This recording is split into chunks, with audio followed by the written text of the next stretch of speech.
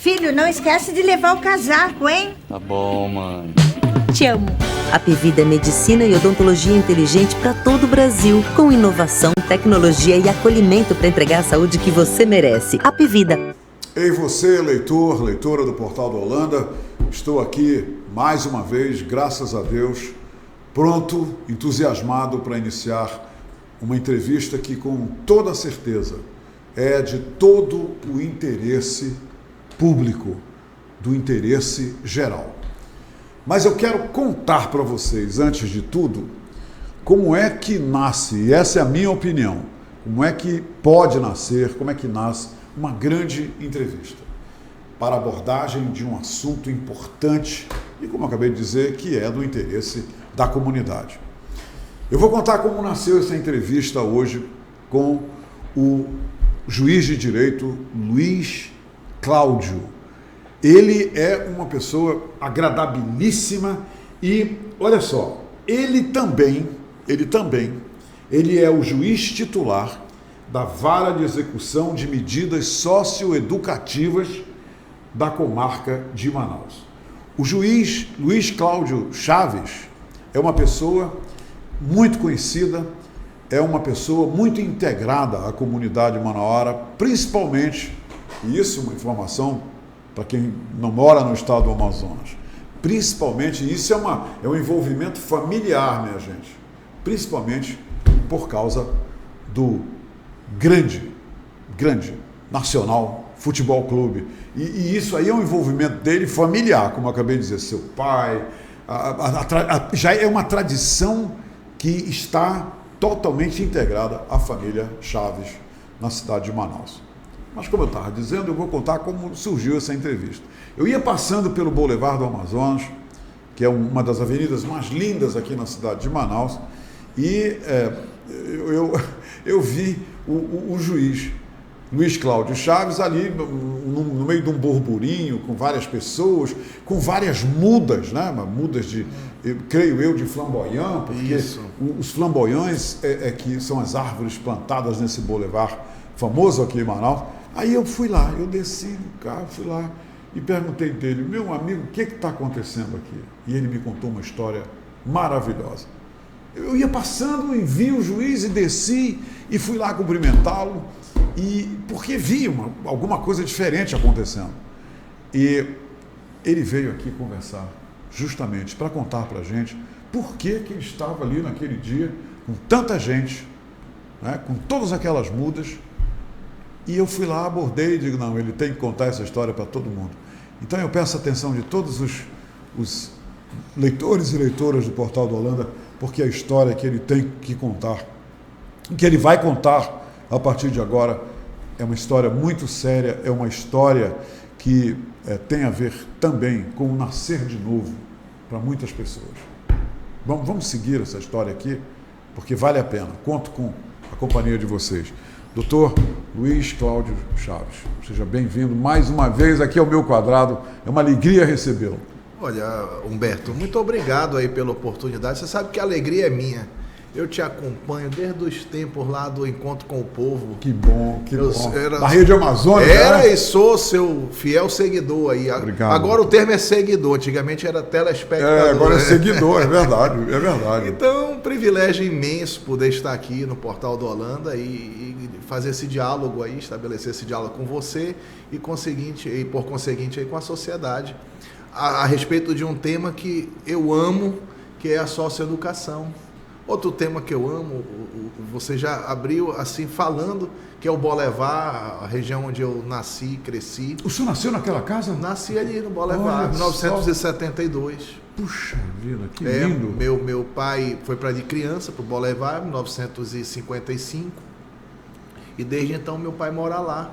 Com a minha mãe foi lá que eu nasci. E ele continua lá, porque eu naquele dia que eu parei lá e falei com ele, com a sua mãe, eles estavam lá, né? Estavam lá, e o papai curte ali o movimento, então, muito bacana. Então a gente estava reunindo ali naquele momento que você passou. Que movimento era aquele? Conte. Várias paixões. O trabalho da socioeducação, né? Ali foi, junto com o Boulevard, ali foi o seguinte, as mudas de flamboyant do Boulevard, elas foram plantadas ali no começo dos anos 60, em Manaus, né, espaçadas por toda a extensão do Boulevard. Aquelas árvores estão ali desde então? 1960, E, portanto, elas também não são originárias aqui, elas são originárias da África. Os flamboyants são árvores africanas. E, devido à idade, elas vêm caindo, né? Algumas delas vêm caindo, devem ser substituídas e tal. E eu, há um tempo atrás, fiz com a UFAM, com o curso de Engenharia Florestal da UFAM, fui lá, procurei a professora Ana Rúbia, e ela, junto com os estudantes de Engenharia Florestal da UFAM, fez as mudas. Peguei sementes lá do Boulevard, fez as mudas, e nós plantamos várias ali naquele pedaço. Aí, um belo dia, eu estava no Centro Socioeducativo, e fizemos, isso tem uns 3, 4 anos. Aí, eu estava no Dagmar Feitosa, e conversando lá com o diretor, o Antônio, e disse: Antônio, olha esse flamboyant, rapaz, por que vocês não fazem umas mudas e tal? Vamos entregar para a secretaria que cuida disso, lá da prefeitura. É uma oportunidade para esses garotos contribuírem para a arborização da cidade e tal, se sentirem úteis e sendo úteis, né? As pessoas se sentem úteis sendo útil, claro, para a sociedade e tal. E eles então produziram as mudas lá, 35 mudas, e podem produzir outras tantas e tantas. E eu fiz a articulação, né, com a secretaria, aquela do Sabarrez, CEMUSP. CEMUSP, né? Sim. E entre a SEJUSC, que é a Secretaria do Governo do Estado, que é responsável pelos centros socioeducativos, que é comandada pela Mirtes Salles, e fiz o contato com a CEMUSP, Secretaria Municipal, que cuida da arborização de Manaus, do paisagismo de Manaus, que é lá o Sabarrez. E fiz, vamos marcar um encontro para os adolescentes que produziram as mudas entregarem à prefeitura, para a prefeitura contribuírem para a arborização. Adolescentes infratores, não é? Eles praticaram atos infracionais e estão no caminho da ressocialização. Sim, claro. Já estão em fase final, já estão trabalhando, e o trabalho é essencial, né, para o redirecionamento das pessoas.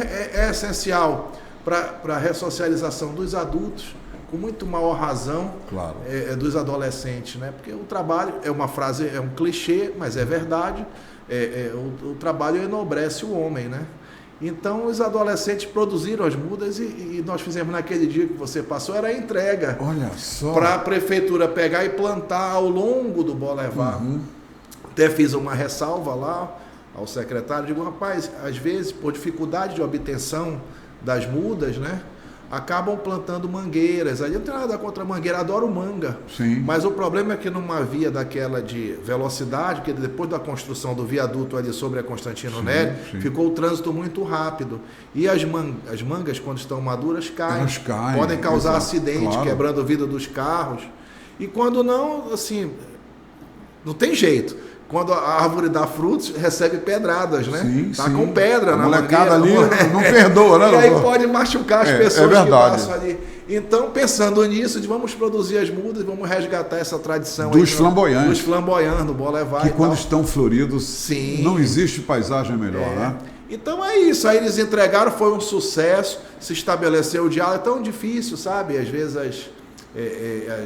os órgãos de esferas diferentes trabalharem juntos, e nesse aspecto a SEJUSC, o órgão estadual, e a CEMUSP, o órgão municipal, deram um show lá de trabalharem juntos em prol da sociedade. Contribuindo para o embelezamento da cidade também, não é, doutor? Para o embelezamento da cidade, para a cultura, para preservar a cultura dos flamboyantes aí no Boulevard, e para o redirecionamento dos adolescentes em conflito com a lei, que estão em cumprimento de medida socioeducativa e meio fechado. Doutor Luiz Cláudio, obrigado por ter contado a história do início dessa entrevista. É muito interessante. Agora, qual é, de forma precípua, o trabalho que a vara da qual o senhor é titular, que vocês estão desenvolvendo, não só com a plantação de mudas, mas quais são as outras missões que o senhor implementa, justamente utilizando os infratores e justamente com esse alvo tão nobre que é recuperá-los para que eles voltem para a sociedade depois de pagar, né, os seus débitos. Esse trabalho da socioeducação é um trabalho de muitas mãos, entendeu? É um verdadeiro time que joga integrado. Então tem a parte do sistema de justiça, composta pelo Poder Judiciário, Ministério Público e Defensoria Pública.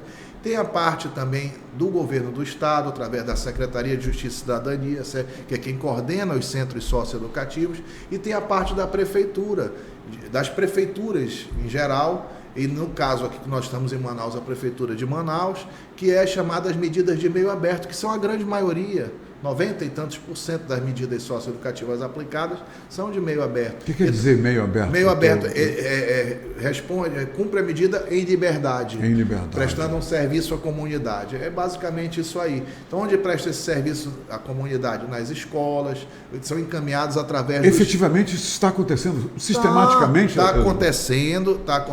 E o Amazonas tem índices fantásticos, tem uma experiência fantástica para mostrar para o Brasil. Foi, inclusive, recentemente compartilhada através do CNJ para outras unidades da federação que estão aplicando. É a experiência das audiências concentradas. Vejam, vou começar de trás para frente. O índice de reincidência, hoje, aqui no Amazonas, dos adolescentes submetidos à medida restritiva de liberdade, o chamado meio fechado, onde vai ficar preso lá no centro, é 22%. Como é que vai saber se isso é bom ou ruim? É só comparar com o sistema prisional. Dados do CNJ apontam para 70%, 60% para os adultos.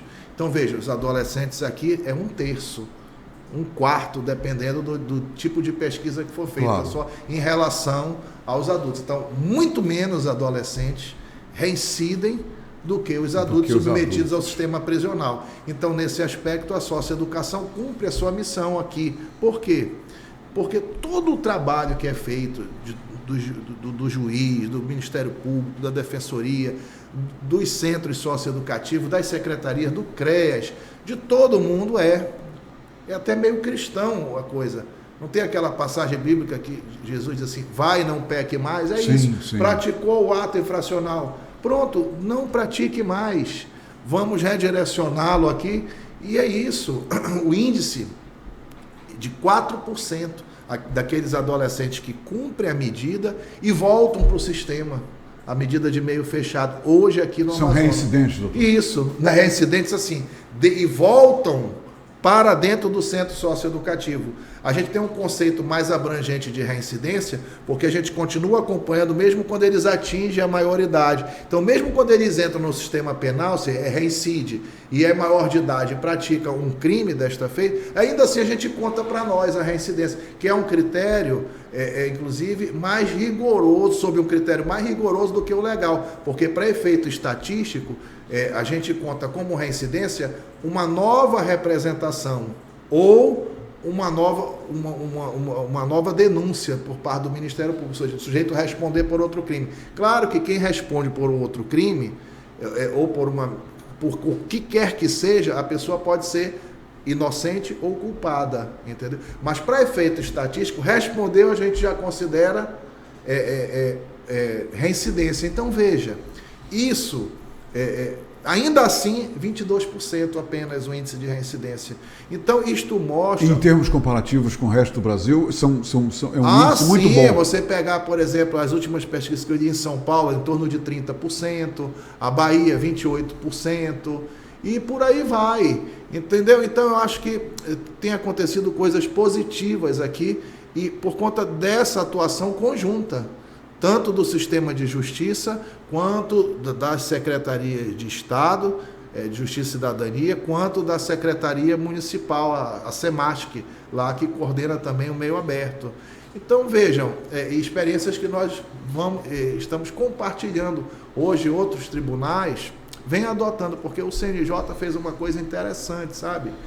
O CNJ, através do programa Fazendo Justiça, veio aqui a Manaus no fim de 2000... Essa aí foi até uma história engraçada aqui para eu contar. Conte, doutor.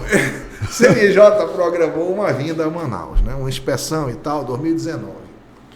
Aí eu recebo a ligação lá na presidência do tribunal, olha, nós vamos amanhã aí no juizado. Eu digo, tá bom. Aí na vara de execução de medidas sociais, beleza, vão ser bem recebidos. Quer dizer, ligaram um dia antes. Um dia antes. Aí já, né, achei estranho. Aí no dia seguinte, deu assim 10 horas, o horário marcado, aí eles ligaram, disse, olha, não vamos poder ir aí, tá cheio de coisa aqui, vem até aqui a presidência. Eu digo, pronto. Alguma coisa grave, meu Deus, o que eu terei feito? CNJ é o Conselho Nacional de Justiça, né? Aí formando uma reunião assim, apartada ali na presidência, com o representante do CNJ, e aí eles começaram a perguntar sobre, estava muito baixo o índice de internação aqui, hoje, de ocupação dos centros socioeducativos, não é nem a metade. Estamos abaixo de 50%.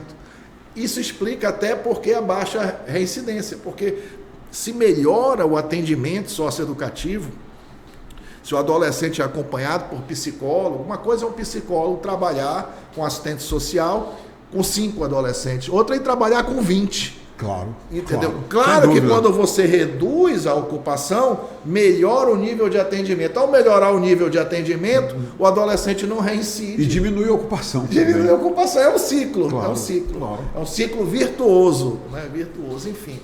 E aí eu expliquei isso para o CNJ, nós estamos aplicando essa metodologia. Eu pensei até que eu entendi que aquilo lá era uma coisa positiva. Eu disse, olha, vocês me dão licença agora que eu vou tomar um copo d'água aqui para respirar. Eu quero relaxar um pouco agora, né? Agora eu entendi. Aí eles queriam saber da prática e tal, e já ali eles marcaram de ir, de vir especificamente para visitar o projeto e tal, e vieram um ano depois, no fim de 2019, para ver como nós fazíamos ali as audiências concentradas, como recebíamos e tal, e aí eles validaram o projeto.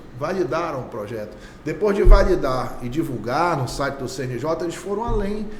O CNJ produziu uma cartilha endereçada aos tribunais do Brasil inteiro, aos juízes que trabalham na execução de medidas socioeducativas, recomendando a prática das audiências concentradas. Doutor Luiz Cláudio, no processo de socioeducação, existe algum tipo de atividade que envolva treinamentos, nem que sejam básicos, para preparar esse jovem para arranjar um emprego quando ele sair? Isso aí. Porque o camarada sai de lá, não tem uma atividade profissional, não tem um emprego. Quer dizer, água parada dá bicho, né? Não, e aí você tem que preparar para o pós-cumprimento, preparar o jovem, o adolescente, para o pós-cumprimento da medida socioeducativa, né? Então, é justamente isso. Existem 3 pilares, 3 são os pilares que favorecem a ressocialização de qualquer pessoa, mesmo os adultos, mas dos adolescentes. Então, por que eu sempre ressalto? Porque os adolescentes são pessoas em formação, entendeu? São pessoas que estão se formando ainda.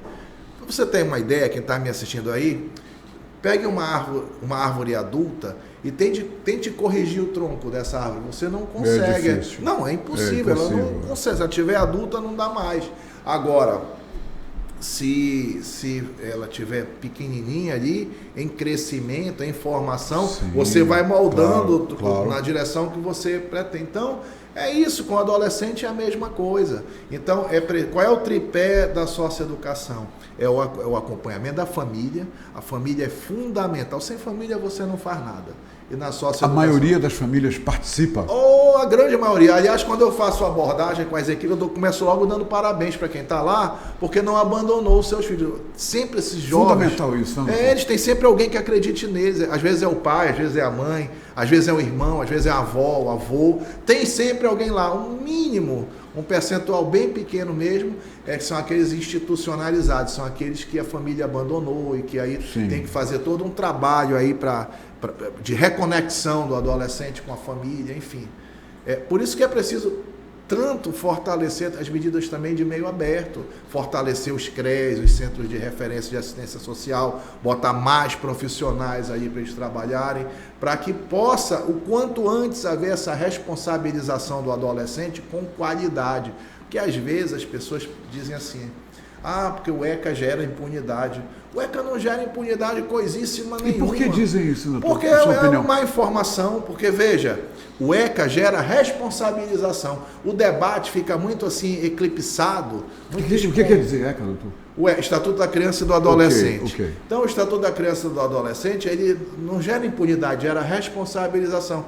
Quem está me assistindo aí, por exemplo, você sabia que a responsabilização criminal no Brasil não começa aos 18 anos, nem aos 16, como é o debate, começa aos 12. A partir dos 12 anos, um adolescente que praticar um ato infracional equiparado a um crime grave pode perder a liberdade, pode ir preso. A partir dos 12 anos? 12 anos. Só que qual é a diferença? Ele não vai responder perante a justiça comum, porque ele é uma pessoa em formação. Sim. Então ele vai responder perante uma justiça especializada, que vai tratá-lo como o que ele é, como uma pessoa em formação, como um adolescente. Então vai submetê-lo a um processo socioeducativo, e não onde a finalidade pedagógica da medida socioeducativa prevalece. É muito mais importante redirecionar o adolescente do que simplesmente ir apenas punir. Mas tem um aspecto punitivo também. Quem é que quer ficar preso, rapaz? E os adolescentes podem até 3 anos ficar presos.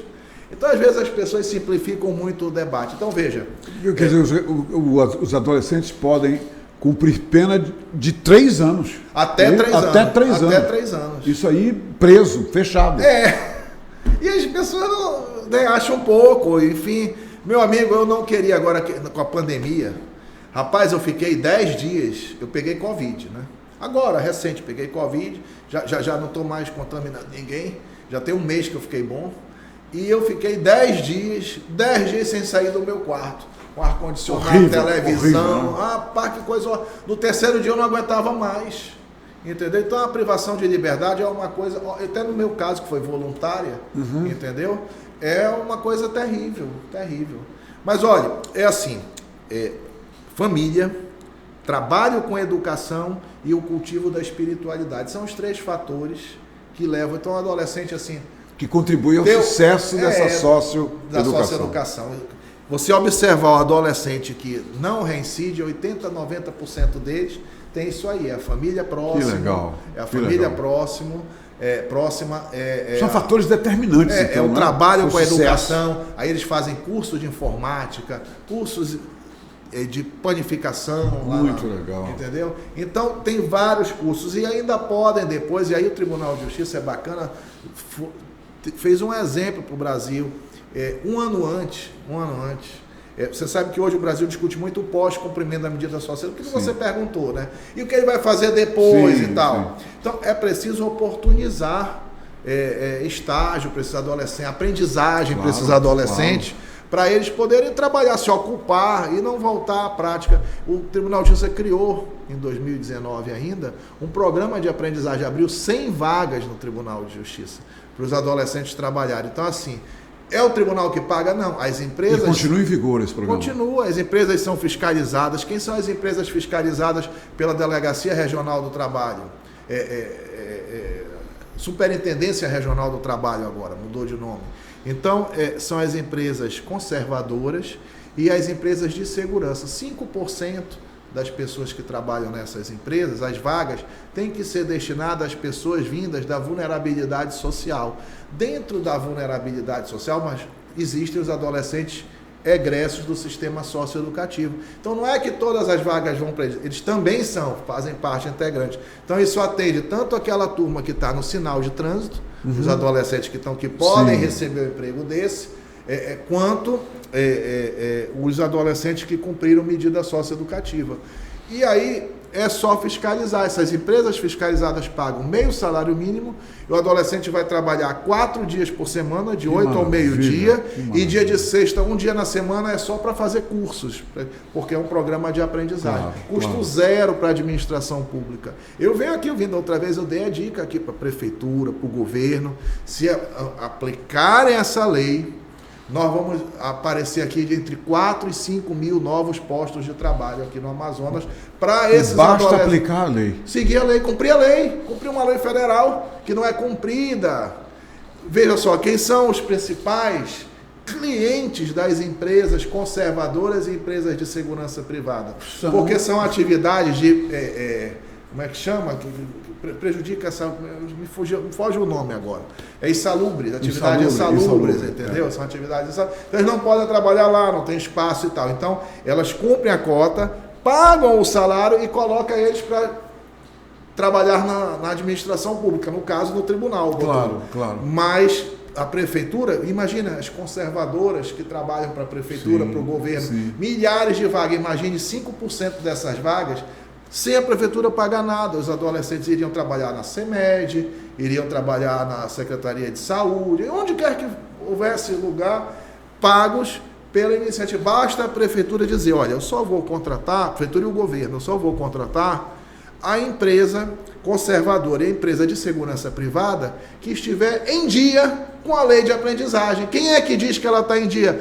É um órgão federal, é a Superintendência Regional do Trabalho. Então eu quero, todos os meses, a comprovação aqui. Se não der, te desabilita e contrata outra. Eu vou lhe falar uma coisa, vou falar só para o senhor, hein? Vou mandar a cópia dessa entrevista para o Sabarreis e dizer, mostra para o prefeito, mostra para o prefeito Davi Almeida, para ver se está acontecendo. E para o governador também. Ou para o governador também, pode ser feito isso. Pode, é uma revolução. É uma revolução. É uma revolução, porque veja, nós temos, nós que eu digo o Estado de uma maneira geral, que chegar nesses adolescentes antes dos traficantes. Veja, isso não é só para o adolescente que praticou ato infracional, é sobretudo para aquele vulnerável que ainda não praticou. Claro. Mas que está. Claro. Quem é que acaba oportunizando? É uma prevenção, né? É uma prevenção. Quem é que acaba oportunizando? O traficante lá no bairro, onde eles vão.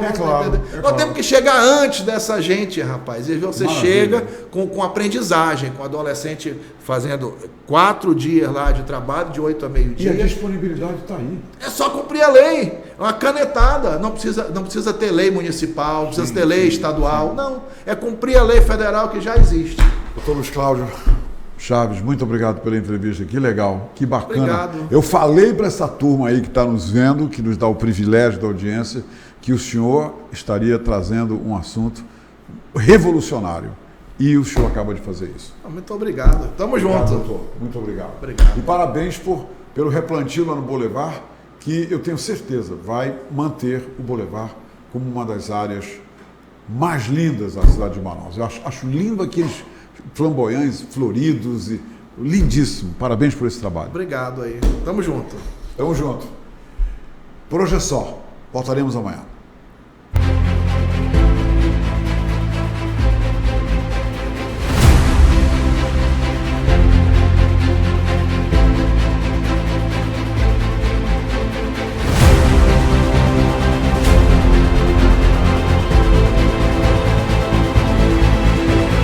Neste lugar, vários profissionais foram capacitados para estarem nestes lugares.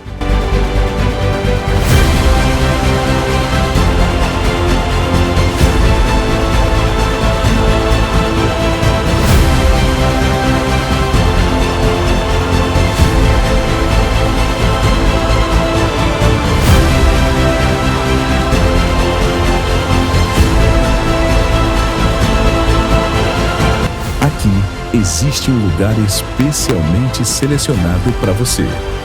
Vencer Singular Educacional. A educação muda você e você muda o mundo. Filho, não esquece de levar o casaco, hein? Tá bom, mãe. Te amo. A Apvida é medicina e odontologia inteligente para todo o Brasil, com inovação, tecnologia e acolhimento para entregar a saúde que você merece. Apvida, saúde para valer.